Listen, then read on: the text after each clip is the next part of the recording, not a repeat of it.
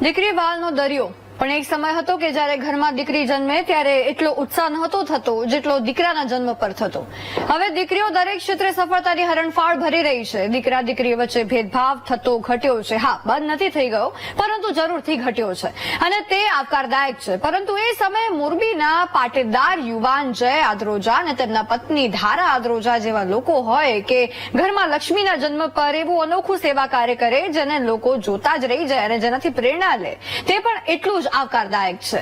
વિચાર કરો, 8 થી 9 લાખનો ખર્ચ કરીને 51,111 રોટલા ગાયોને ખવડાવવામાં આવશે તેમના દ્વારા, જેના માટે 125 ચૂલા સળગાવવામાં આવ્યા છે જે 3 દિવસ સુધી ચાલુ રહેશે. 100 બહેનો દ્વારા રોટલા બનાવવામાં આવી રહ્યા છે અને 100 સ્વયંસેવકો તૈયાર થયેલા રોટલા વિવિધ ગૌશાળામાં પહોંચાડવાનું કામ કરી રહ્યા છે. કેટલી મહેનત લાગે, પણ જો સેવા કાર્યની ભાવના હોય ને તો બધું જ શક્ય થઈ શકે, બધાનો સાથ પણ મળી શકે. અને આ કાર્યથી સમાજને એક સાચી દિશા પણ ચીંધવામાં આવી રહી છે કે દીકરી ઈશ્વરની દેન હોય છે, નસીબદાર હોય છે જેમના ઘરે દીકરીનો જન્મ થાય છે અને તે ક્ષણને એટલી જ ઉજવવી જોઈએ જેટલી દીકરાના જન્મને ઉજવવામાં આવે છે.